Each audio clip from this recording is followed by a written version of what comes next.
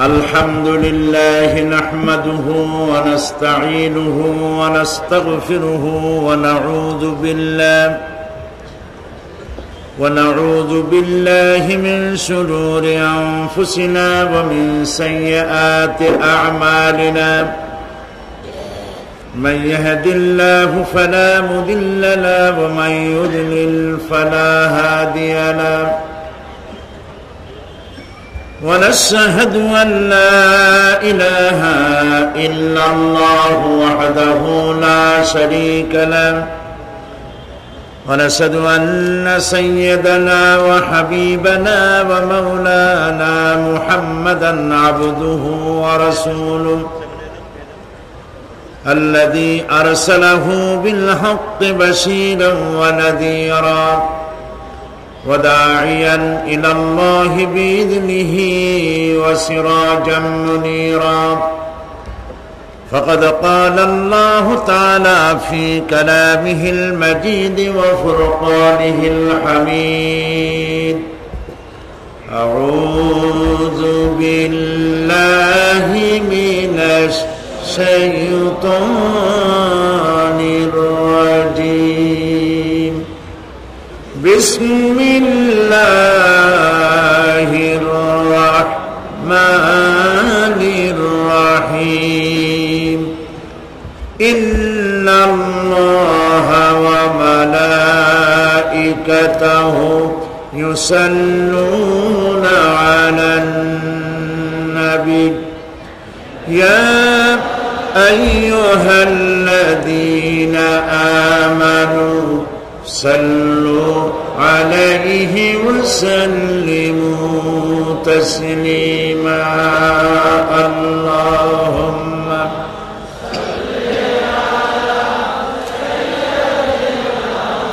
مولانا محمد وعلى آل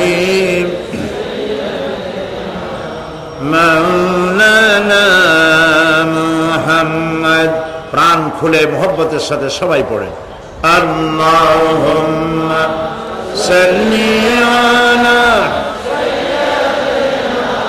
মাওলানা মুহাম্মদ ওয়া আলা আলি সাইয়্যিদিনা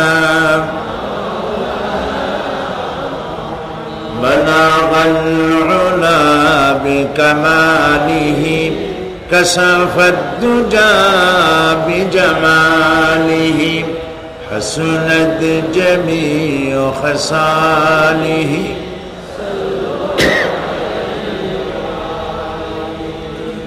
مشرق حب محمد مطلع ديوان ما مطلع خورشید اشقاش سینہ سوزان ما بلغ العلا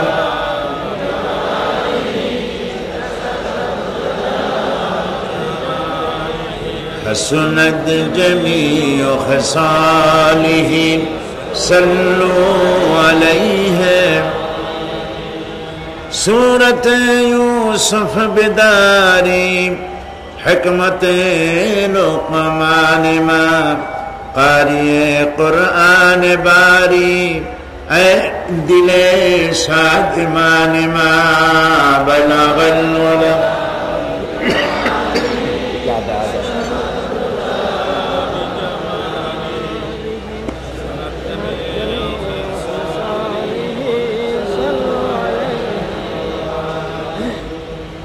اللهم آمين ربنا ظلمنا أنفسنا وإن لم تغفر لنا وترحمنا لنكونن من الخاسرين رب العالمين চট্টগ্রাম ইসলামী সমাজ কল্যাণ পরিষদ কর্তৃক আয়োজিত ঐতিহাসিক 5 দিনব্যাপী তাফসীরুল কোরআন মাহফিলের আজ এই প্রথম দিনে চট্টগ্রাম প্যারেড ময়দানে বিশাল জনসমুদ্র নিয়ে তোমার দরবারে হাত তুলেছি। মেহেরবানি করে দুরুদ ও সালাম টুকুন সোনার মদিনায় নবী পাকের রওজা মুবারকে পৌঁছে দাও। तमाम পৃথিবীর মাটির নিচে যত মুমিন মুমিনাত শুয়ে আছেন তাদের আরো আর পরে সওয়াব পৌঁছায় দাও রব্বুল আলামিন। এই মাহফিলের আয়োজন যারা করেছেন আর ঠান্ডাকে উপেক্ষা করে দেশ থেকে, চট্টগ্রাম থেকে, বাংলাদেশের বিভিন্ন জেলা থেকে, প্রতিবেশী জেলার প্রতিবেশী দেশ থেকে যত মুসলমান নরনারী এ মাহফিলে হাজির হয়েছেন, আল্লাহ পাক আজকের এই মাহফিল কিয়ামতের দিন আমাদের জন্য নাজাতের জরিয়া বানিয়ে দিও আল্লাহ। या रब करम तू अगर करे वो बात दे जुबां को जो दिल पर असर करे। रब्बना तक़ब्बल मिन्ना इन्नका अंतस समीउल अलीम व तुब अलैना इन्नका अंतत तव्वाबुर रहीम। सुब्हान रब्बिका रब्बिल इज्जति अम्मा यसिफून व सलामुन अलल मुरसलीन अल्हम्दुलिल्लाहि रब्बिल आलमीन।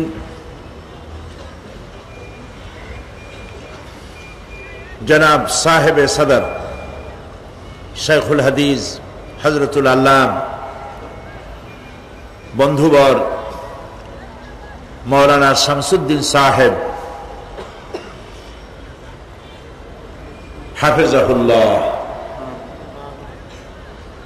আজকের মাহফিলের সম্মানিত প্রধান অতিথি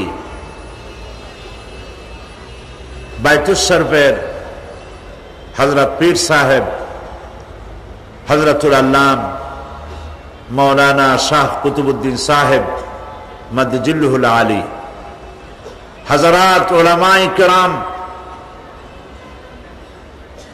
প্রিয় সুধী মণ্ডলী, উপস্থিত বীর চট্টলার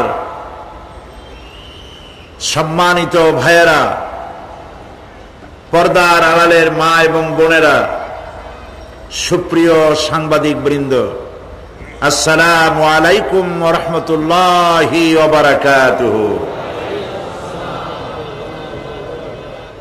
আমরা মহান আল্লাহ রব্বুল ইজ্জত ওয়াল জালাল তার দরবারে লাখো কোটি শুকরিয়া আদায় করি, যিনি দয়া করে হাঁটি হাঁটি পা পা করে আমাদেরকে বিশ্বের একটি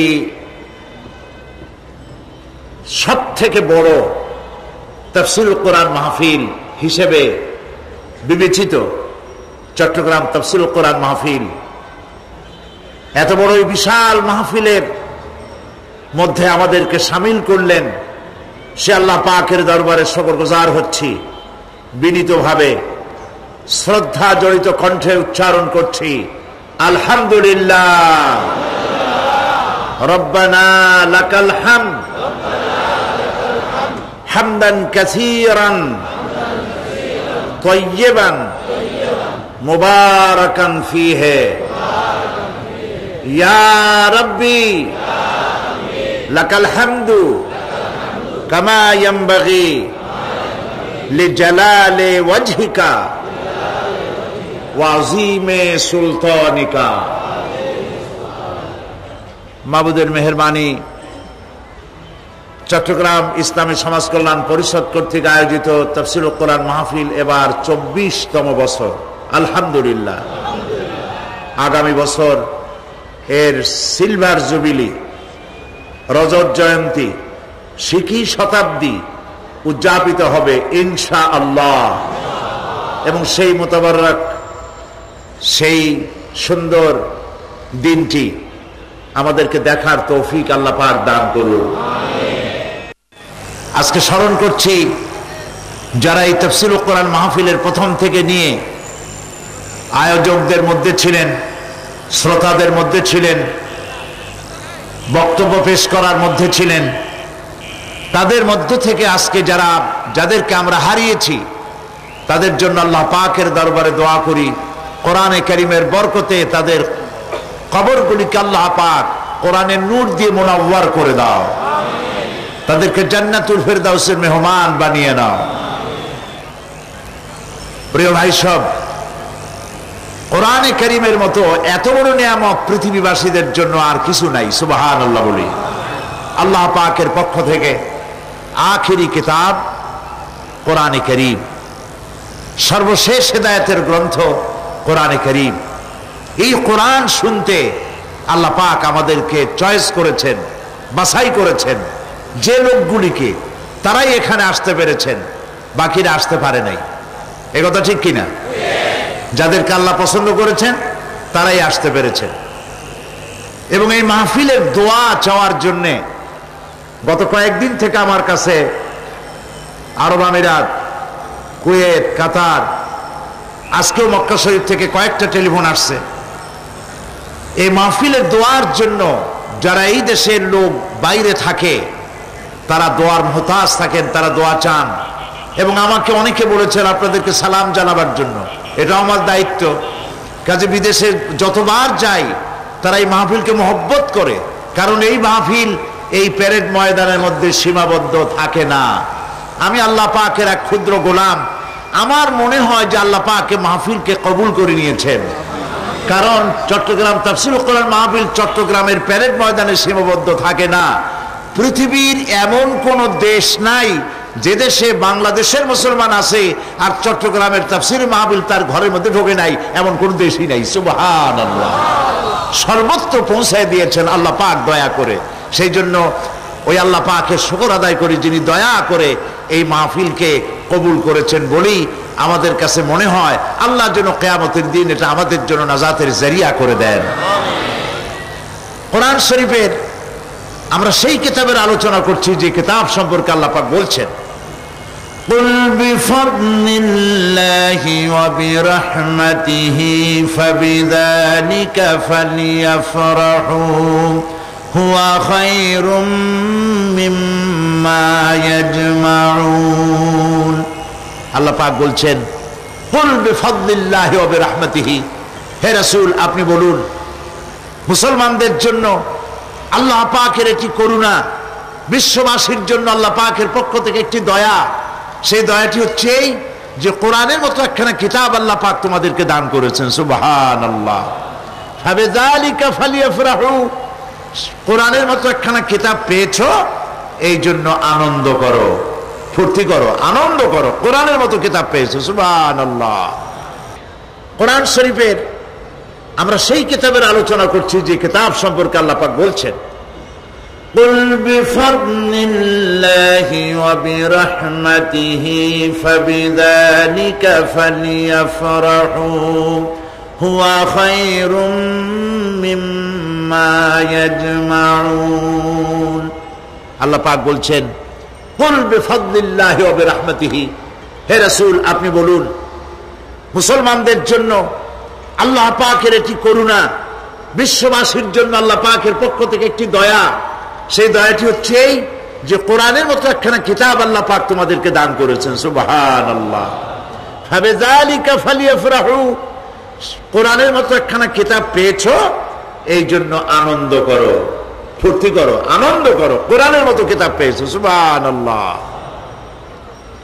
হুয়া খায়রুম মিম্মা ইয়াজমাউন, আর এ হচ্ছে সারা পৃথিবীর সমস্ত মানুষ যা কিছু অ্যাচিভ করেছে, সারা পৃথিবীর মানুষ যা কিছু অর্জন করেছে, কোরআন তার থেকে উত্তম। বোঝেন নাই কথা? বুঝলে সুবহানাল্লাহ বলতে পারতেন না, এখন বলে আর ওই সুবিধা হবে না। বুঝে বললে যে মহব্বতটা হয় ওইটা হয় না আর কি। আল্লাহ কি বলছেন শোনেন, আল্লাহ পাক বলছেন হুয়া খায়রুম মিম্মা ইয়াজমাউন, পৃথিবীর সমস্ত মানুষ যা অর্জন করেছে। মানুষেরা কি অর্জন করেছে? মানুষেরা অর্জন করেছে সোনার খনি, লোহার খনি, কয়লার খনি, রূপার খনি, হীরার খনি, ইন্ডাস্ট্রি, এমপি, মন্ত্রী, প্রেসিডেন্ট, জায়গা জমি, বাড়ি গাড়ি, পৃথিবীর সমস্ত মানুষ জাগতিক যা কিছু অর্জন করেছে, পৃথিবীর সমস্ত মানুষ, কোরআন তার থেকে উত্তম। সেই কিতাব আমাদের কাছে এসেছে। আমি ওই কিতাব থেকে আপনাদের সামনে আলোচনা করার আশা রাখি। তবে আমি তো কিছুই বলতে পারবো না। সুবহানাকা লা ইলমা লানা ইল্লা মা আল্লামতানা আলাইহি তাওয়াক্কালতু ওয়া ইলাইহি উনীব। আল্লাহ পাক যদি দয়া করে, মানুষেরা বড় আশা করে আসে কোরআন শোনার জন্য। আল্লাহ মরা গাছ দিয়ে ফুল ফুটাইতে পারেন, মরুভূমিতে পানির প্রস্রবণ ঘটিয়ে দিতে পারেন, জিন্দাকে মৃত্যু করতে পারেন, মৃত্যুকে জিন্দা করতে পারেন। সেই মহান আল্লাহ ইচ্ছা করলে আমার মতো এক নাখান্দা গোলাম, তাকে দিয়ে আল্লাহ পাক ইচ্ছা করলে বলাতে পারেন। সে আল্লাহর প্রতি রুজু হচ্ছি, তিনি যেন দয়া করে এমন কিছু কথা বলান এই 5 দিন, যে কথাগুলি আমার জীবনের জন্য ফায়দা বয়ে আনে এবং যারা শোনেন তাদের জন্য যেন বিশাল ফায়দা দুনিয়ায় হয়, আখিরাতেও হয়। প্রিয় ভাই সব, আমরা ধীরে ধীরে কথা বলবো ইনশাআল্লাহ। বলেন ইনশাআল্লাহ। কারণ আমাদের হাতে সময় 5 দিন। সময় কয় দিন? 5 দিন। আল্লাহ যদি দয়া করে এই 5 দিন আমাদের জন্য সুবিধা করে দেন, তা আমরা ধীরে ধীরে আলোচনা করব এবং একটা টার্গেটে আমরা পৌঁছতে চেষ্টা করব ইনশাআল্লাহ, বিফাদলিল্লাহ, বিইজনিল্লাহ। সেজন্য ধৈর্যের প্রয়োজন। ধৈর্যের প্রয়োজন। আপনারা ধৈর্য হারাবেন না, উঠাউঠি করবেন না, শুনতে চেষ্টা করবে। যতক্ষণ পর্যন্ত আল্লাহ পাক শুনান, বলান, ততক্ষণ পর্যন্ত শুনতে থাকুন, ফায়দা হবে। এই পৃথিবীতে মানুষগুলো ছিল অসভ্য, ছিল চোর, ডাকাত, জেনাকার, বদমাশ, ছিল সন্ত্রাসী, ছিল নানা ধরনের অপরাধে লিপ্ত। আল্লাহ পাক এই মানব মণ্ডলীকে, বিশ্বের মানব গোষ্ঠীকে সৃষ্টি করেছিলেন তার জান্নাতে ফিরায় নেওয়ার জন্য, জাহান্নামে দেওয়ার জন্য নয়। এই মানব গোষ্ঠীকে আল্লাহ পাক পয়গম্বর পাঠালেন, আর পয়গম্বরদের কাছে আসমানের কিতাব দিলেন। কিতাব দিয়ে আর নবীদের মতো শ্রেষ্ঠ চরিত্রের, শ্রেষ্ঠ মানের লোকদের দিয়ে মানুষদেরকে হেদায়েতের কথা শোনালেন। নবী করিম সাল্লাল্লাহু আলাইহি সাল্লাম আজ থেকে 1500 বছর আগে তিনি মানুষের সামনে এটি পেশ করলেন যে এই পৃথিবীর শেষ কথা নয়, আর একটা জায়গা আছে যেই জায়গায় এই পৃথিবীর সব কাজের হিসাব দিতে হবে। সেই জায়গাটায় আমাদের সকলকে উঠতে হবে। নবী করিম সাল্লাল্লাহু আলাইহি সাল্লাম মানুষকে পরকালের জ্ঞান দিয়েছিলেন, মানুষকে আখিরাতের জবাবদেহিতার কথা বলেছিলেন। জবাবদেহিতা শুধু গভর্নমেন্টের কাছে না, শুধু ঊর্ধ্বতন কর্মকর্তার কাছে না, ট্রান্সপারেন্সি, স্বচ্ছতা, জবাবদেহিতা শুধু ঊর্ধ্বতন কর্মচারী বা কর্মকর্তার কাছে নয়, সব থেকে বড় জবাবদেহিতা হবে কার কাছে? জোরে বলেন, কার কাছে? সে আল্লাহ পাকের কাছে জবাবদেহি করতে হবে প্রত্যেকটি কাজের, প্রত্যেকটি কথার। এই কথাগুলি কোরআনে কারিমে আল্লাহ পাক বিধৃত করেছেন। পরকালের উপরে আল্লাহ যত কথা বলেছেন, পরকালের উপরে ভিত্তি করে, আখিরাতের উপরে ভিত্তি করে আল্লাহ রাব্বুল আলামিন যত কথা বলেছেন, মওতের কথা, কবরের কথা, হাসরের কথা, সিরাতের কথা, মিজানের কথা, জাহান্নামের কথা, জান্নাতের কথা, বিচারের কথা, পরকাল কেন্দ্রিক যত কথা আল্লাহ পাক কোরআন শরীফে বলেছেন, সব কথাগুলি যদি এক জায়গায় করা যায়, গোটা কোরআন শরীফের 10 পারার সমান হয়ে যাবে।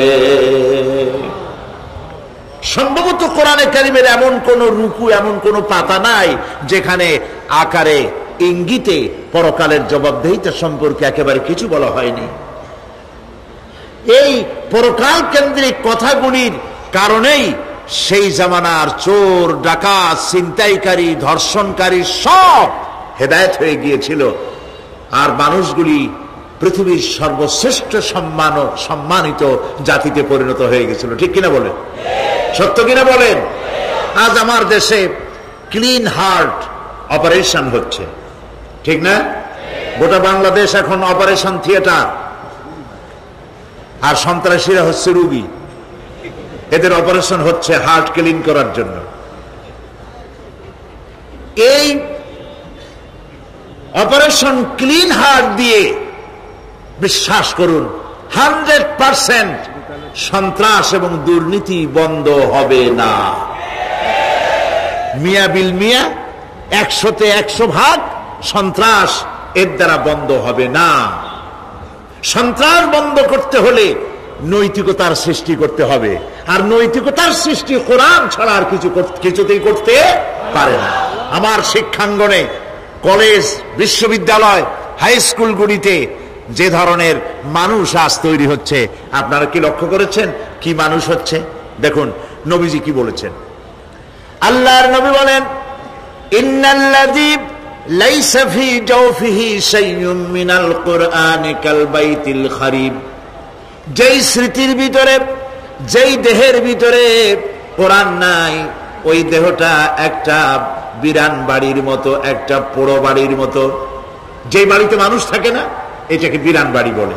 তো যেখানে মানুষ থাকে না, এটা একটা বাড়ি কিন্তু মানুষ নাই, এই বাড়িতে কি থাকে বলেন তো? বলেন। এই কথার জবাবে প্রায় লোকেরা বলে যে ভূত থাকে। আপনারা এই বিষয়ে একেবারে নিশ্চিন্ত হন, পৃথিবীতে ভূত আর পেতনি বলে কিছু নেই। খামোখাই আপনারা ভয় পান, ভূত পেতনি নেই। যে ঘরে মানুষ নাই সেখানে চামচিকা থাকে, সেখানে বিচ্ছু থাকে, সাপ থাকে, সেখানে এই ধরনের সরীসৃপ এগুলি থাকে। এখন যেখানে যেই দেহের মধ্যে কোরআন নাই, সেই দেহটা বিরান বাড়ির মতো। আমাদের শিক্ষাঙ্গনগুলিতে এক সময় এর মনোগ্রামগুলিতে লেখা ছিল ইকরা বিস্মি রাব্বিকাল্লাযী খালাক, লেখা ছিল রব্বি জিদনি ইলমা, লেখা ছিল না? ছিল। 1972 সনে যারা ক্ষমতায় এলেন, তারা এসে আল্লাহর কোরআনের আয়াত দুটি তুলে ফেলে দিলেন। এটি কি মিথ্যে না সত্য? তখন কোরআনে কারীম এমনিতেই ওখানে পড়ানো হয় না, পরীক্ষায় পাশ করার জন্য 2-4টা আয়াত, 2-4টা হাদিস, আর তো কিছু নাই। একথা সত্য কিনা? মনোগ্রাম ছিল, কোরআনের আয়াত লেখা ছিল, এই কোরআনের আয়াত তুলে দেওয়া হলো। এখন কোরআন নাই। কোরআন নাই কি আছে? যেই দেহের ভিতরে কোরআন নাই, যে স্মৃতিতে কোরআন নাই, সেটা বিরান বাড়ির মতো। বিরান বাড়িতে বিচ্ছু থাকে, সাপ থাকে, কুইচা থাকে, সেখানে হিংস্র প্রাণী থাকে। যেখানে যে শিক্ষাঙ্গনগুলিতে কোরআন নাই, সেই শিক্ষাঙ্গনিতে ওই সব জিনিস থাকে যা বিরান বাড়িতে থাকে। কথা বুঝতে পেরেছেন? ফলে আমাদের শিক্ষাঙ্গনগুলি থেকে চাঁদাবাজ, মাস্তান, গুন্ডা, ধর্ষণকারী ইত্যাদি সাপ্লাই হচ্ছে, তবে সব না। একটা উল্লেখযোগ্য অংশ খারাপ হয়ে যাচ্ছে, এটা ঠিক কিনা বলে? এই খারাপ যদি ভালো বানাতে চাই, নীতি নৈতিকতা ছাড়া, কোরআনের শিক্ষা ছাড়া, পরকালের জবাবদেহি তার চিন্তা ছাড়া আমরা আমাদের শিক্ষাঙ্গনকে বিডিআর দিয়া, পুলিশ দিয়া, আর্মি অপারেশন করে এই নীতি নৈতিকতার সৃষ্টি করা যাবে না। মানুষ ওজনে কম দেয়, খাদ্যে ভেজাল দেয়, জমিনের আইল ঠেলে, বউকে পর্দায় রাখে না, মিথ্যা কথা বলে, ওয়াদা খেলাপ করে, প্রতারণা করে। এই সব জিনিস আপনি বন্ধ করতে পারবেন না। ক্লিন হার্ট তো ভালো, এর থেকেও বড় কোন অপারেশন যদি থাকে, সে অপারেশন করেও মানব গোষ্ঠীকে ভালো বানানো যাবে না। একটি জিনিসই মানুষকে ভালো করতে পারে, সেটা হলো আল্লাহর কাছে কিয়ামতের দিন জবাবদেহিতা। এই জবাবদেহিতার উপরে ভিত্তি করেই আমি আপনাদের সামনে কথা বলতে চাই, যদি আল্লাহ পাক আমাদেরকে তৌফিক দান করেন। আমরা বলি আমিন। নবী করিম সাল্লাল্লাহু আলাইহি ওয়াসাল্লাম তার নবুয়তের শুরুতে তিনি 3টি বিষয় মানুষকে দাওয়াত দিয়েছেন। এর একটি হলো তাওহীদ, একটি হলো রিসালাত, আর একটি হলো আখিরাত। তাওহীদ বলতে তিনি বুঝাইছেন সার্বভৌমত্বের মালিকানায় আল্লাহর সাথে কোনো শরীক নাই। কথা বুঝতে পেরেছেন? সার্বভৌমত্ব, ক্ষমতা এবং তার কর্তৃত্বে আল্লাহর সাথে কোনো শরীক নাই। এই কথা বিশ্বাস করার কোনো উপায় নাই যে সকল ক্ষমতার উৎস জনগণ। এই কথা বলা এবং বিশ্বাস করা মুসলমানদের কোনো সুযোগ নাই। সকল ক্ষমতার কর্তৃত্বের কেবলমাত্র, একমাত্র, শুধুমাত্র মালিককে। আল্লাহ পাক বলেছেন আন্নাল কুওয়াতা লিল্লাহি জামিআ, সমস্ত ক্ষমতার উৎস কেবলমাত্র কে? আল্লাহ পাক। এটি হলো নবী করিম সাল্লাল্লাহু আলাইহি ওয়াসাল্লামের প্রথম দাওয়াত। দ্বিতীয় দাওয়াত হলো নবী করিম সাল্লাল্লাহু আলাইহি ওয়াসাল্লাম বলেছেন, আমি হচ্ছে আল্লাহ রসুল, আল্লাহ রসুল হিসেবে আমাকে প্রেরণ করেছেন। 3 নম্বরের দাওয়াত ছিল এই যে এই দুনিয়া এরকম থাকবে না, এই দুনিয়া ধ্বংস হবে এবং আমরাও একদিন মরে যাব, মরার পরে মাটিতে মিশে যাব, গলে যাব, এরপরে আবার আল্লাহ পাক আমাদেরকে উঠাবেন এবং কিয়ামতে আল্লাহর কাছে আমাদেরকে জবাবদিহি করতে হবে। এই 3টি বিষয় নবী করিম সাল্লাল্লাহু আলাইহি ওয়াসাল্লাম মক্কি জিন্দেগিতে মানুষের সামনে এই দাওয়াত পেশ করেছেন এবং কোরআনে কারীমও এই কথাগুলি এইভাবেই নাজিল হয়েছে।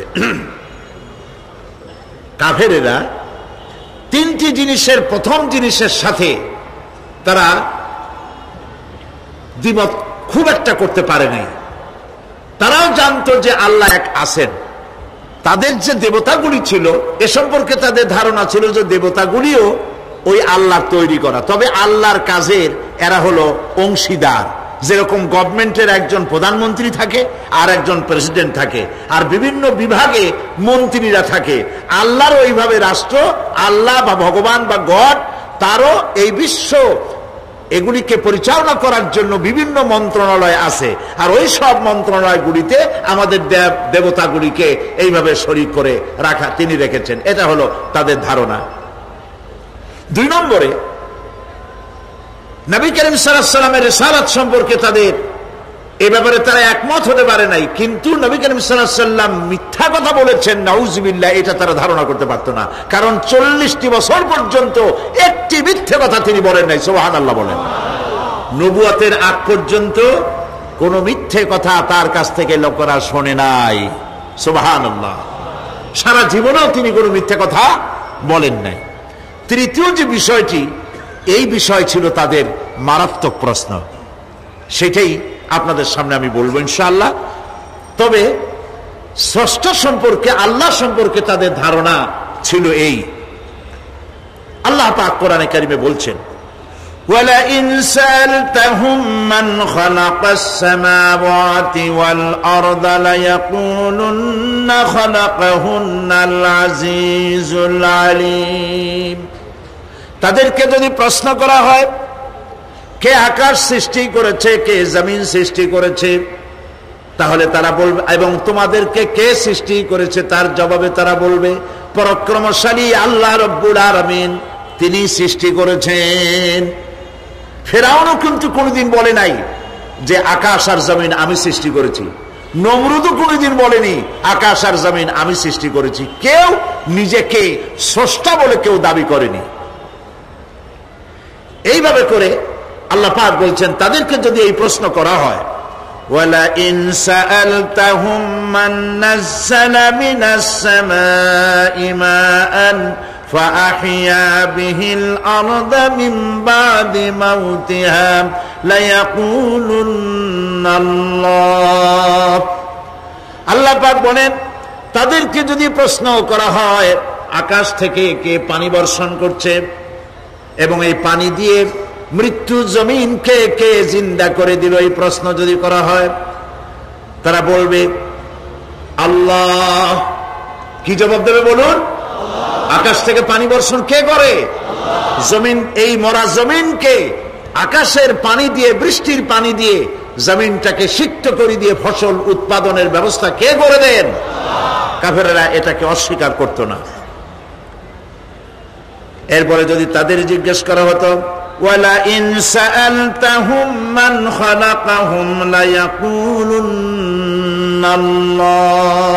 যদি প্রশ্ন করা হতো তোমাদেরকে কে সৃষ্টি করেছে, তার জবাবেও তারা বলতো আল্লাহ। এই আল্লাহর ব্যাপারটি নিয়ে তারা কোনো প্রশ্ন তুলতো না, যে আমরা সৃষ্টি করেছি কথা বলতো না।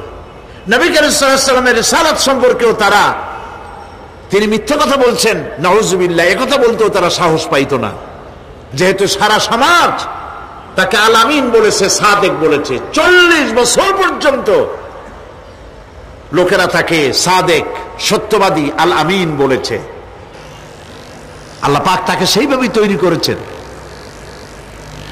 যে বিষয়টি নিয়ে তাদের মধ্যে সব থেকে চিন্তা ছিল, যেটা নিয়ে তারা সব থেকে বেশি গবেষণা করত, সেটি হলো নবী করিম সাল্লাল্লাহু আলাইহি ওয়াসাল্লাম যখনই বলেছিলেন যে পরকাল আছে, আখিরাত আছে, এইটা নিয়ে তাদের মাথায় যন্ত্রণা সৃষ্টি হলো।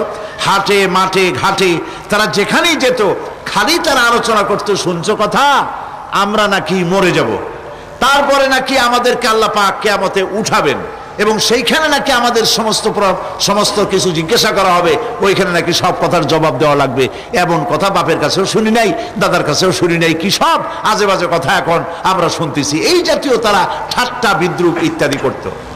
ঠিক এই ধরনের একটি প্রেক্ষাপটে আল্লাহ পাক সূরা নাবা অবতীর্ণ করলেন। পড়েন আমার সাথে, আউযু বিল্লাহি মিনাশ শাইতানির রাজীম, বিসমিল্লাহির রাহমানির রাহিম। শয়তানের ওয়াসওয়াসা থেকে পানাহ চাই। পরম করুণাময় আল্লাহ রাব্বুল আলামিনের নামে শুরু করছি। আম্মা ইয়াতাসাআলুন আনিন নাবাইল আযীমিল্লাযী হুম ফীহি মুখতালিফুন কাল্লা সায়া'লামুনা সুম্মা কাল্লা সায়া'লামুন। সূরা নাবা মক্কায় অবতীর্ণ, দুটি রুকু, 40টি আয়াত। এই সূরাটিতে আল্লাহ পাক মানুষের পরকালীন জীবন সম্পর্কে এবং পরকালের সম্ভাবনা সম্পর্কে এক বিস্তারিত আলোচনা আল্লাহ পাক করেছেন। নবী করিম সাল্লাল্লাহু আলাইহি ওয়াসাল্লাম বলেছেন, কেউ যদি দুনিয়ায় বেঁচে থেকে জীবিত চোখ দিয়ে পরকাল দেখতে চায়, পরকাল তো আমরা দেখতেছি না, কি বলেন, আমরা দেখতেছি? আমাদের কোন আত্মীয় স্বজন, মরা আত্মীয় স্বজন বেঁচে এসে ওই জগৎ সম্পর্কে আমাদেরকে কিছু বলতে পারতেছে? কেউ পারেনি। কাজেই সেই পরকালটা কেমন হবে, নবী করিম সাল্লাল্লাহু আলাইহি ওয়াসাল্লাম বলেছেন, কেউ যদি দেখতে চায় তাহলে, দুনিয়ায় বেঁচে থাকা অবস্থায় কেউ যদি পরকাল দেখতে চায় তাহলে সে যেন সূরা নাবা, সূরা নাজিআত, সূরা তাকবীর, সূরা আল ইনফিতার সে যেন পড়ে, তাহলে কিয়ামত তার চোখের সামনে ভেসে উঠবে। সুবহানাল্লাহ। আল্লাহ পাক বলছেন, আম্মা ইয়াতাসাআলুন, তারা কি সব ব্যাপারে জিজ্ঞাসাবাদ করছে? আনিন নাবাইল আযীম, সেই মহা ব্যাপারটি, সেই মহা খবরের ব্যাপারেই কি তারা এসব প্রশ্ন করছে? আল্লাযী হুম ফীহি মুখতালিফুন, যে ব্যাপারে তারা নিজেরাই মতদ্বৈততায় ভুগছে এবং নিজেরাই ঠাট্টা বিদ্রুপ ইত্যাদি করে বেড়াচ্ছে। কাল্লা সায়া'লামুন, কখনো নয়, অবশ্যই তারা জানতে পারবে। সুম্মা কাল্লা সায়া'লামুন, পুনরায় বলছি, অবশ্যই তারা এই বিষয়টি জানতে পারবে। এ হলো আয়াত যদ্দূর পড়েছিলাম তার শাব্দিক তরজমা। এরা আম্মা ইয়াতাসাআলুন আনিন নাবাইল আযীম, নাবাইল আযীম বলতে কিয়ামত এবং পরকালকে বোঝায়। ইয়াতাসাআলুন বলতে জিজ্ঞাসাবাদ, পরস্পরকে তারা জিজ্ঞাসা করতো, কি ভাই, আমরা নাকি মরে যাব, তারপর নাকি জিন্দা হব, এটা কেমন কথা? আল্লাযী হুম ফীহি মুখতালিফুন, যে বিষয় নিয়ে তারা, পরকালের বিষয়টি নিয়ে পরস্পরে ঠাট্টা করত, বিদ্রুপ করত।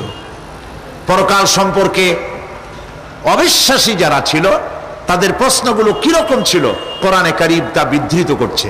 প্রিয় ভাই সব, কোরআন কোনো গোপন কিতাব নয়। আল্লাহ পাক কোনো জিনিস গোপন রাখেন নাই, সব জিনিসকে মানুষের সামনে স্পষ্ট করে দিয়েছে। সুবহানাল্লাহ বলেন। কিন্তু এখানে একটা দুঃখ আছে, সেটা হলো এই যে কোরআন শরীফ সম্পর্কে আমাদের মুসলমানদের একটি গ্রুপ, একটি দল, তারা বলে বেড়ান যে কোরআন তো আসলে আমরা বুঝবো না, আমরা হলাম পাবলিক, কোরআনের আমরা বুঝবো কি, এগুলি সব আলেম ওলামাদের কাম, আমরা বুঝবো না।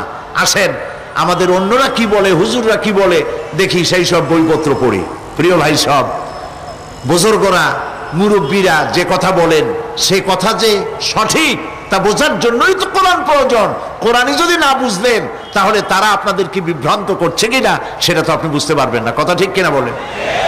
এখন কোরআন বোঝা যারা বলেন যে এটা কোরআন বোঝা সহজ নয়, কঠিন, আমার চিন্তায় এই লোকগুলি, এই বিশাল একটি গ্রুপ, একটি দল শয়তানের বড় রকমের ওয়াসওয়াসার ভিতরে তারা নিমজ্জিত হয়ে গেছে। আল্লাহ মেহেরবানি করে এই ভাইদের দৃষ্টিকে খুলে দিন, যাতে তারা বুঝতে পারে যে কোরআন শুধু আলেম ওলামাদের জন্য নয়, কোরআন পৃথিবীর সমস্ত মানুষের জন্য। হুদাল লিল আলামিন তো আল্লাহ পাক বলেন নাই আলেমদের জন্য নাজিল করেছি, তা তো বলেন নাই। বলেছেন হুদাল লিন্নাস, সমস্ত মানুষের জন্য কোরআন দেওয়া হয়েছে। এখন কোরআন বোঝা কঠিন না সহজ? এই প্রশ্নের জবাবে আল্লাহ রাব্বুল আলামিন, আমরা প্রশ্ন করব, আমাদের প্রশ্ন করার অনেক আগে আল্লাহ রাব্বুল আলামিন সূরা কামারের ভিতরে একটি প্রশ্নের জবাব 4 বার দিয়েছেন। আল্লাহ পাক বলেছেন ওয়া লাকাদ ইয়াসসারনাল কুরআনা লিযিকর ফাহাল মিন মুদ্দাকির। আল্লাহ পাক বলেন, আমি আল্লাহ অবশ্যই কোরআনকে মুখস্থ করার জন্য আর কোরআন বোঝার জন্য মানুষের কাছে আমি সহজ করে দিয়েছি। ফাহাল মিন মুদ্দাকির, আছে কে কেউ এর থেকে উপদেশ গ্রহণ করা? 4 বার আল্লাহ পাক বলেছেন সূরা কামারের ভিতরে, অবশ্যই কোরআন আমি বোঝার জন্য সহজ করে দিয়েছি। সুবহানাল্লাহ বলেন। আমরা বুঝতে চাই না, তাহলে বুঝবো কি করে? বুঝতে চাইলেই তো আমরা বুঝতে পারবো, চেষ্টা করলেই বুঝতে পারবো। কোরআনে কারীমের এই সূরাটির দিকে লক্ষ্য করে আল্লাহ পাক বলছে, কাফেররা এটা বিশ্বাস করত না। বিশ্বাস না করে তারা কি সব প্রশ্ন উঠাইতো, সেই প্রশ্নগুলো আল্লাহ পাক তুলে ধরেছেন। আরেকটি জিনিস লক্ষ্য করুন, আল্লাহর চাইতে শক্তিধর পৃথিবীতে কেউ আছে? আকাশে কেউ আছে? কোথাও কেউ আছে? কেউ নাই। আল্লাহরে অস্বীকার করছে একদল লোক, বলতেছে মানি না। আল্লাহ পাক ফেরেশতা পাঠায় দিলেন, ওদের গর্দান পিটাই ভেঙে দাও, আমারে মানে না কে? এইরকম কি আল্লাহ করছে? না, করেন নাই। ওরা বলে পরকাল মানি না, আল্লাহরে মানি না।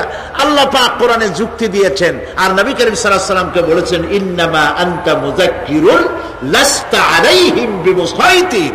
হে নবী, উপদেশক করে আপনাকে পাঠাইছি, আপনাকে লাঠি চার্জ করার জন্য পাঠাই নাই। আপনি দারোগা নন, আপনি প্রচারক। মানুষকে উপদেশ দিন সুন্দর সুন্দর ভাষায়, উদউ ইলা সাবিল রাব্বিকা বিল হিকমাতি ওয়াল মাউইজাতিল হাসানা, মিষ্টি মিষ্টি ভাবে, সুন্দর ভাবে, সুকৌশলে মানুষকে ভালো ভালো কথাগুলি সুন্দর করে বুঝিয়ে দিন। সুবহানাল্লাহ বলেন। এখন এই কাফেররা বলছে পরকাল বুঝি না, এখানে কেমনে হয়?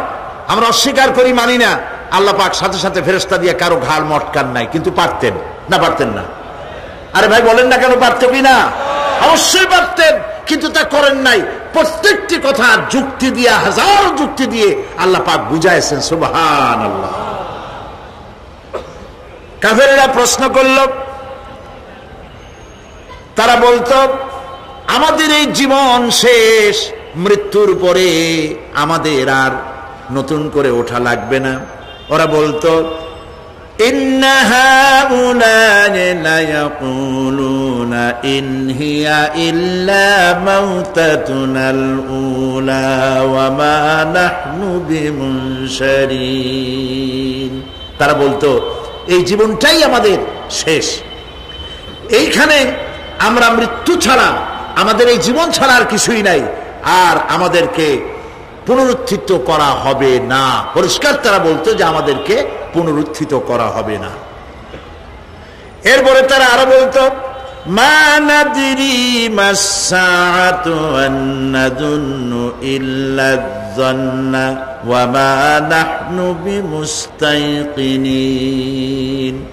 ওরা বলতো কিয়ামত কি জিনিস তা আমরা জানি না, আমরা বুঝি না, আমরা শুধু অনুমান করি মাত্র, আর আমাদের বিশ্বাস হলো আমাদেরকে কখনোই উঠানো হবে না, পুনরুত্থিত আমরা হব না। প্রিয় ভাই সব, এইভাবে তারা পরকালকে অস্বীকার করার কথাগুলি তারা বলতো। কাফেরেরা প্রশ্ন তুলতো, আমরা আর আমাদের মৃত্যুর পরে আর আমাদেরকে জিন্দা করা হবে না। আখিরাতের জীবন সম্পর্কে কাফেরেরা আরো বলতো, ওয়াকালু আইযা কুন্না ইযামান ওয়া রুফাতান আইন্না লামাবউসুনা খালকান জাদীদা। তারা বলতো যে আমরা মরে যাওয়ার পর আমাদের গোশতগুলি মিশে যাবে, হাড্ডি গুড্ডিগুলি পচে যাবে, এরপরে আমাদেরকে নতুন করে চিন্তা করা হবে। এটা মাথার মধ্যে ঢোকে না, কি আশ্চর্য ধরনের কথাটা হবে কি করে?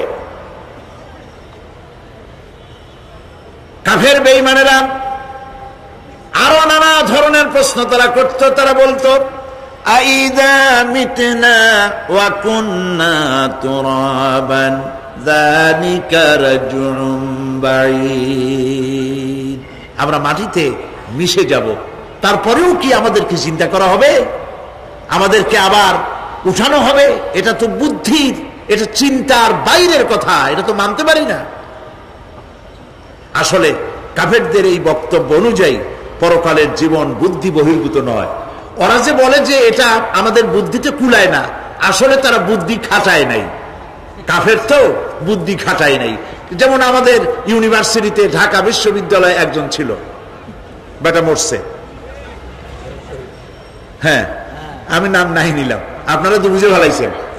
সে কয় যে পরকাল বিশ্বাস করি না, বিয়ে টিয়া মানি না, মরা এটা হইতে পারে কিন্তু মরার পরে আরেকটা জীবন হবে, ওইখানে হিসাব হবে, বিচার হবে, এই সমস্ত মানি না। এর থেকে আমারে তোমরা, আমি মরার পর হ্যাঁ মানে গোসল করাইও না, কাফন পরাইও না, জানাজা মানাজা এগুলি আমি বিশ্বাস করি না। নাউযুবিল্লাহ। কত বড় কপাল পোড়া, কত বড় কপাল পোড়া। ও মরার পর তার এই চিন্তা সম্পর্কে যখন আমি জানতে পেরেছি, আমার ধারণা হয়েছে ওই লোকটার উপরে আমার খুব দুঃখ হয় না। যেরকম কত কাফের আসছে, কত নাস্তিক আসছে, বিদায় হয়ে গেছে, এগুলো কোনো ব্যাপার না দুনিয়ার ইতিহাসে।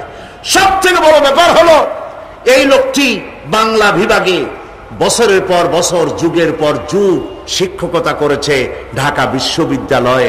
সে কত সোনার টুকরা ছেলেকে কয়লার খড়ি বানায় দিয়েছে। এই জন্য বিশ্ববিদ্যালয়ে যারা চাকরি করে সরকারের দেখা উচিত কাদেরকে চাকরি, সেখানে শিক্ষকতা করার জন্য কাদেরকে নিয়োগ করা হচ্ছে, তারা নামাজি কিনা, তারা পরিষ্কার কিনা, তারা জেনাকার কিনা, তারা মদ খায় কিনা, তারা শয়তানি করে কিনা, দেখে শুনে ভালো মানুষ দেওয়া উচিত। মরে গেল, তারপরে তাকে রাখা হলো ডায়াবেটিক সেন্টারের মারিচুয়ারি ডিপ ফ্রিজের মধ্যে। তিনি বলে গেলেন, আমি মরার পর আমাকে মেডিকেল কলেজে পাঠায় দিও, তারা আমারে কাটা ছেঁড়া করিয়া তারপরে অপারেশন শিখবে। তো তার নসিহত অনুযায়ী তাই করা হলো, ওসিয়ত অনুযায়ী। যখন মেডিকেল কলেজের ছেলেরা টের পেল যে ওই নাস্তিকরে আনতেছে মেডিকেল কলেজে অপারেশন করে আমাদের শেখাবার জন্য, তারা বললো আল্লাহর হস্তে মাপ চাই, এই শয়তানের এদিকে আনবেন না। কারণ সারা জীবন সে আল্লাহরে মানে না, অস্বীকার করেছে। ওরে কাটা ছিঁড়া করে আমরা যদি কিছু শিখি তো তাই দিয়া যে রুগী ভালো হবে, অপারেশন করলে সেটাও করবে। সুতরাং মাপ চাই, ফিরাও। ফিরাইয়া এখন ওইটার কি অবস্থা হয়েছে আমি জানি না, লেটেস্ট নিউজ জানি না কোথায় আছে। যদি এখন কবর তো কপালে হইল না, এখন যদি রাস্তাও ভালায় দেয়, আমাদের দেশে কুত্তাও খাবে না। কারণ কুত্তাগুলি আমাদের দেশে এত অভদ্র না যে এত পচা বাসি লাশ খাবে, ওদেরও একটা রুচি টুচি আছে। প্রিয় ভাই সব, এদের চিন্তা, এদের বুদ্ধি হলো, এদের বুদ্ধি সীমিত বুদ্ধি। আর আল্লাহ কোরআনে বুদ্ধির কথা বলেন নাই, আল্লাহ বলেছেন জ্ঞানের কথা। আর ওরা হলো বুদ্ধিজীবী। ওরা কি জীবী কন? বুদ্ধিজীবী। আচ্ছা আপনারা একটা প্রশ্নের জবাব দেন তো, দুনিয়ার সব থেকে বড় বুদ্ধিজীবী কেনা? মাশাআল্লাহ, আপনাদের ওয়াজ না শুনাইলেও হবে, আপনারা তো জানি ফেলাইছেন সব। সব থেকে বড় বুদ্ধিজীবীর নাম হলো শয়তান, আর সব থেকে বড় জ্ঞানীর নাম হযরত আদম আলাইহিস সালাম। মানুষের মধ্যে সর্বপ্রথম আল্লাহ তাকে জ্ঞান দান করেছিলেন। সুবহানাল্লাহ। আল্লাহ পাক কোরআনের মধ্যে কোথাও বলেন নাই যে আমি বুদ্ধি দিছি, আল্লাহ পাক বলেছেন ওয়া আল্লামা আদামাল আসমাআ কুল্লাহা, আমি আদমকে সমস্ত জিনিসের জ্ঞান দিয়েছি, নামগুলা শিখাইছি। সুবহানাল্লাহ।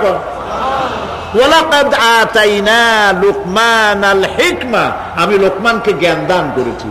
ওয়ালাকাদ আতাইনা দাউদা ওয়া সুলাইমানা ইলমা, আমি দাউদ আর সুলাইমানকে কি দিছি? বুদ্ধি দিছি। কি দিছি? জ্ঞান দান করেছি। ইব্রাহিম আলাইহিস সালাম বলেছেন, হে আমার আব্বা, হে আমার পিতা, আমার কাছে এমন জ্ঞান এসছে যে জ্ঞান আপনার কাছে নাই। ফাত্তাবিউনি আহদিকা সিরাতান সাবিয়্যা, আপনি আমার অনুসরণ করেন, আমি আপনাকে সোজা রাস্তায় উঠাই দেব। সুবহানাল্লাহ। আমার কাছে এমন ইলম আসছে। কোরআনে কারীমে আল্লাহ রাব্বুল আলামিন বুদ্ধি শেখো, আল্লাহর কাছে বুদ্ধি কামনা করো, এটা তিনি এক জায়গায় বলেন নাই। বলেছেন আমার কাছে দোয়া চাও, রব্বি জিদনি ইলমা। পড়েন সবাই, রব্বি জিদনি ইলমা। আবার বলেন, রব্বি জিদনি ইলমা। আয় আল্লাহ, তুমি আমার জ্ঞান বৃদ্ধি করে দাও। শয়তান ছিল বুদ্ধিজীবী, আদম আলাইহিস সালাম ছিলেন জ্ঞানী। শয়তান সুদ্দা। আল্লাহ পাক যখন সকলকে বললেন উসজুদু লিআদামা, সবাই মিলে আদমরে সেজদা দাও, ফাসাজাদু, সবাই মিলে সেজদা করলো, ইল্লা মিস্টার ইবলিস সেজদা করলো না। আবা ওয়াস্তাকবারা ওয়া কানা মিনাল কাফিরিন, কপাল পুড়ল, জম্মের পোড়া। এখন ও যে বুদ্ধিজীবী, দুনিয়ার বড় বুদ্ধিজীবী, দেখেন অবস্থা। আল্লাহ পাক জিজ্ঞেস করলেন, ইবলিস রে, আমার হুকুমটা তুই মানলি না কেন? কোন জিনিস তোরে বাধা দিল আমার হুকুম অমান্য করতে? মানলি না কেন? ও তখন, ও তো বুদ্ধিজীবী, বুদ্ধির আশ্রয় নিয়েছে। সে বলছে, আল্লাহ পাক, এটা মানি নাই একটা বৈজ্ঞানিক কারণেই, একটি দার্শনিক কারণেই মানতে পারি নাই। কারণ হচ্ছে খালাকতানি মিন নার ওয়া খালাকতাহু মিন তিন, তারে বানাইছো মাটি দিয়া, আমারে বানাইছো আগুন দিয়া, আনা খায়রুম মিনহু, আমি ওর থেকে অনেক ভালো। নাউযুবিল্লাহ। কত বড় কপাল পোড়া। আগুনের গতি হলো ঊর্ধ্বমুখী, মাটির গতি নিম্নমুখী। ঊর্ধ্বগতি সম্পন্ন একটা জিনিসকে নিম্নমুখী জিনিসের সামনে মাথা নত করতে বলা তোমার একটা অবৈজ্ঞানিক অদার্শনিক হুকুম হয়ে গেছে। নাউযুবিল্লাহি মিন যালিক। আল্লাহ পাক বললেন, ইন্নাকা রাজিম, মরদুদ, বিতাড়িত, সব আমল বরবাদ করে দিলাম। দেখেন, অপরাধ শয়তান করেছে, অপরাধ আদম আলাইহিস সালামও করেছে। একজন অপরাধ করে শয়তান হয়ে গেল, আর একজন অপরাধ করে আল্লাহর পয়গম্বর হয়ে গেলেন। সুবহানাল্লাহ বলবেন না? কেন? কারণ হলো শয়তান বুদ্ধিজীবী, বুদ্ধির আশ্রয় নিল। আদম আলাইহিস সালাম তিনি বুদ্ধির আশ্রয় নেন নাই, তিনি আকলের, তার জ্ঞানের কাছে তিনি আশ্রয় নিয়েছেন। অর্থাৎ তিনি চিন্তা করতেছিলেন যে আল্লাহ পাক আমাকে নিষেধ করলেন একটা গাছের কাছে যেতে, আমিও গেলাম, বউও গেল, যা নিষেধ করলেন সেটা করলাম। এখন যদি আল্লাহ আমারে প্রশ্ন করেন যে আমার হুকুম অমান্য করলা কেন, কি জবাব দেব? আদম আলাইহিস সালাম জবাব খুঁজে পাচ্ছিলেন না। কিন্তু আমি ওই আয়াত তেলাওয়াত করার পর সর্বপ্রথম সেই ছাত্র জীবনে আমি চিন্তা করলাম জবাব তো একটা দিতে উনি পারতেন। ছাত্র মানুষের মধ্যে তো নানান চিন্তা আসে, তো আমার চিন্তা আসলে উনি একটা জবাব তো দিতে পারতেন, আমাদের আবাল বাসার একটা জবাব তো দিতে পারতেন, এই যে আল্লাহ পাক সবই ঠিক আছে, অপরাধ আমি করেছি, ভুল আমি করেছি, কিন্তু আমার এটা জানতে ইচ্ছে হয় জান্নাতের সমস্ত নাজ নেয়ামত আমার জন্য তুমি জায়েজ করে দিলা, যে গাছটার কাছে যাওয়া যাবে না, ফল খাওয়া যাবে না, এরকম একটা গাছ জান্নাতের মধ্যে বানাইয়া আমারে বিপদে ভালাইলা কেন? এরকম একটা জবাব তিনি দিতে পারতেন, কিন্তু তিনি দেন নাই। কারণ তিনি বুঝতে পেরেছেন মহাশক্তিধর আকাশ আর জমিনের মালিক আল্লাহ রাব্বুল আলামিনের সামনে আর্গুমেন্ট চলে না, তার সামনে আর্গুমেন্ট চলে না, সারেন্ডার চলে, আত্মসমর্পণ করা চলে। হযরত আদম আলাইহিস সালাম কোন আর্গুমেন্টের কাছে গেলেন না, কেঁদে কেঁদে অস্থির হয়ে যাচ্ছেন। আল্লাহ রাব্বুল আলামিন যখন প্রশ্ন করবেন, আদম রে আমার হুকুম ভাঙলি কেন, অমান্য করলি কেন, কি জবাব দেব? আর ঠিক সেই মুহূর্তেই রব্বুল আলামিন প্রশ্ন করলেন, আদম রে আমার হুকুম অমান্য করলে কেন? হযরত আদম আলাইহিস সালাম কোন বুদ্ধির আশ্রয় না নিয়া তার জ্ঞান তাকে বলে দিল, আল্লাহ তাকে কালেমা শিখায় দিলেন। উদ্বুদ্ধ হয়ে তিনি আল্লাহ রাব্বুল আলামিনের সামনে মাথা নত করে দিয়ে বললেন, রব্বানা যালামনা আনফুসানা ওয়া ইল্লাম তাগফির লানা ওয়া তারহামনা লানাকুনান্না মিনাল খাসিরিন। পড়েন সবাই, রব্বানা যালামনা আনফুসানা ওয়া ইল্লাম তাগফির লানা ওয়া তারহামনা লানাকুনান্না মিনাল খাসিরিন। রব্বানা যালামনা, হে আল্লাহ আমি আমার নফসের পরে, যালামনা আনফুসানা আমি আমার নফসের পরে জুলম করেছি, অত্যাচার করেছি। ওয়া ইন লাম তাগফির লানা, তুমি যদি আমাকে ক্ষমা না করো। জ্ঞান কত দেখেন, শুধু ক্ষমা চান নাই, বলেছেন তুমি যদি আমাকে ক্ষমা না করো, ওয়া তারহামনা, আর যদি দয়া না করো, লানাকুনান্না মিনাল খাসিরিন, আমি ক্ষতিগ্রস্ত হয়ে যাব। কতটা জ্ঞানের অধিকারী তিনি! তিনি এটা বললেন না যে শুধু মাফ করে দাও, শুধু মাফ করলে হবে না, মাফও করা লাগবে, আর আগে যেমন দয়া করতে আসলেও করতে আসলেও করা লাগবে। সুবহানাল্লাহ। আল্লাহ পাক রাজি হয়ে গেলেন, রাজি হন নাই? আল্লাহ রাব্বুল আলামিন হযরত আদম আলাইহিস সালামকে শুধু ক্ষমা করলেন না, ক্ষমাও করলেন, আর নবীর মর্যাদা দিয়ে আল্লাহ রাব্বুল আলামিন দুনিয়ায় পাঠাইয়া দিলেন। সুতরাং বুদ্ধি দিয়ে কাফেররা বুদ্ধির আশ্রয় গ্রহণ করে সর্বনাশ করেছে, যে পরকাল হইতে পারে না, মরে যাব আবার উঠবো, আবার এই শরীর কেমনে তৈরি হবে, এইটা তাদের বুদ্ধিতে কুলায় নাই। কিন্তু বুদ্ধি দিয়া চিন্তা করলে বোঝা যাইতো যে হ্যাঁ পরকাল একটা হইতে পারে। আর একটা কথা বলি, সেটা হলো এই, বহুত মানুষ আছে পরকাল বিশ্বাস করে না, আছে না? এমন আছে। এখন আমরা বিশ্বাস করি পরকাল, আমরা কারা কারা বিশ্বাস করি হাত উঁচু করে দেখান তো। আলহামদুলিল্লাহ বলি, বলেন আলহামদুলিল্লাহ। এখন যারা বিশ্বাস করে না তাদেরকে জানাতে চাই, আমরা যারা পরকালে বিশ্বাস করি, তাহলে পরকাল যদি না হয়, কিয়ামত যদি না হয়, বিচার আচার যদি কিছু না হয়, আমরাও বেঁচে গেলাম, আপনারাও বেঁচে গেলেন। কিন্তু সত্য সত্যই যদি পরকাল একটা হয়, বিচার যদি হয়, আমরা বেঁচে যাব, ফেসে যাবা তোমরা। প্রিয় ভাই সব, আল্লাহ রাব্বুল আলামিন সুন্দর করে বুঝাচ্ছেন। দেখো এই যে সারা বছর এই যে ইটা কি বলে পরকাল কেন হবে, এটা বুদ্ধি দিয়ে চিন্তা করো, জ্ঞান দিয়ে চিন্তা করো। সারা বছর ব্যবসা করার পর হিসাব নিকাশের একটা দিন আসে, আসে না? পড়েন আছে কিনা? হিসাব নিকাশের একটা দিন আসে সারা বছর ব্যবসা করার পর, সারা বছর লেখাপড়া করার পর, তারপরে কি বলে পরীক্ষা দেওয়ার একটা দিন আসে, আসে না? তো সারা জীবন আপনি এখানে কাজবাজ করবেন, এখানে আপনি ভালো করলেন মন্দ করলেন, এর কোনো জবাব হবে না, বিচার হবে না। এটা পাগলে চিন্তা করতে পারে, আর পাগলেরা চিন্তা করে বলেই তারা বলে, পাগলেরই এটা কথা, মাটির পুতুল যেমনে নাচায় তেমনে নাচি, পুতুলের কি দোষ। মরিয়া দেখেন, এই গান যারা বিশ্বাস করে, মরিয়া দেখেন অবস্থাটা কি হয়। ফেরেশতারা আসা ধোপায় যেমন কাপড় আশ্রায়, ওই রকম ঠ্যাং ধরিয়া কবরের মধ্যে আশ্রাবে, আর বলবে যেমনে আশ্রায় তেমনে আশ্রাই, ফেরেশতার কি দোষ। কাজে এই পৃথিবী শেষ কথা নয়, মৃত্যু অবধারিত, মরা লাগবে না। এবার দেখেন আল্লাহ কি বলেন, আল্লাযী খালাকাল মাউতা ওয়াল হায়াতা লিয়াবলুয়াকুম আইয়ুকুম আহসানু আমালা। আল্লাহ পাক বলছেন আমি মৃত্যু আর জীবন সৃষ্টি করেছি। কেন করেছি লক্ষ্য করুন, লিয়াবলুয়াকুম, যাতে করে আমি তোমাদেরকে পরীক্ষা করে নিতে পারি। কি ব্যাপারে?